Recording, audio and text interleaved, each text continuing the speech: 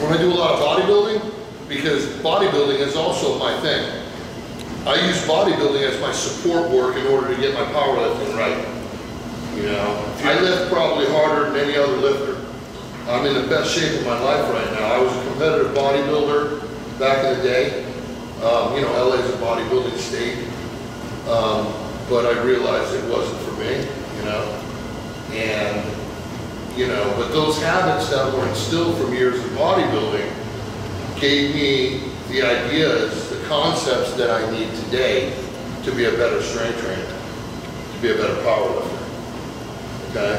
So you'll see a lot of powerlifters, and all you'll see them doing is their 3 lifts. Their squat, their dead, you know.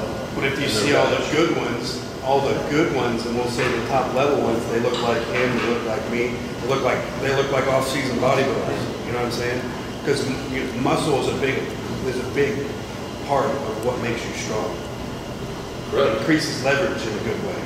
Correct. You know, it's like a tree, and you have these trees and you have these branches coming off, and you know, you want to keep those branches nice and solid, but those ones that get too far out there and they're too flimsy, what happens to them? They break. Okay? So we always want to think of the solidity of a tree when you're lifting in any kind of lift. Okay? And I'll get back to that tree in a minute. So, are you saying that on the toes is superior to flat foot? Absolutely.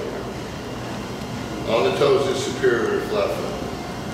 A lot of the big, if you just look nowadays, like especially in powerlifting, a lot of the bigger, if you just look at all the big bench pressers, there's like none of them are flat footed. I mean, no. None of them. The last flat-footed bencher was Canelli. Exactly, that's one I can think of. And if you look, his butt's this high off the bench in every lift. Yeah, if you see. And I'm not talking shit about Canelli. He's a friend of mine. I have respect for him. They passed it. I wasn't the judges, but I think the fact that he was just lifting so much weight, they were it all, and they just, you know. But if you go online and you look at pretty much every one of his lifts, his ass is, there's air. And theoretically, for rule-wise, there shouldn't be any air at all. Should be able to see. There's 3 judges. There's a judge on each side and a head judge.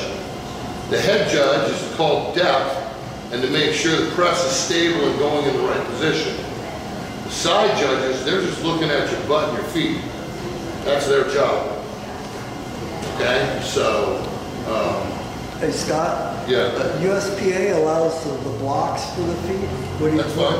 What's your thought about that? Getting your feet up, and then also maybe a combination with the toes, so your legs are higher up. I mean, it depends on how tall you are. You know, a standard bench is 18 inches tall.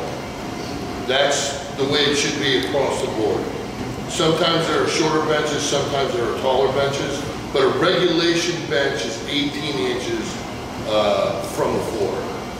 So if you're used to training on a certain bench, and it's a standard bench, and you're used to using blocks, well, then you can use blocks. It's not illegal. But will it give you more mechanical leverage to get your... That probably more so. Your legs This would depend, I mean, I'll give you an example. I don't have an ankle in my right leg, so I have a raise on one of my shoes to even me out, you know? That gives me leverage to even me out. You get what I'm saying? Yeah. But if your legs are too short and you're used to using a block all the time, then by all means you can do that. I mean, I've seen it for years.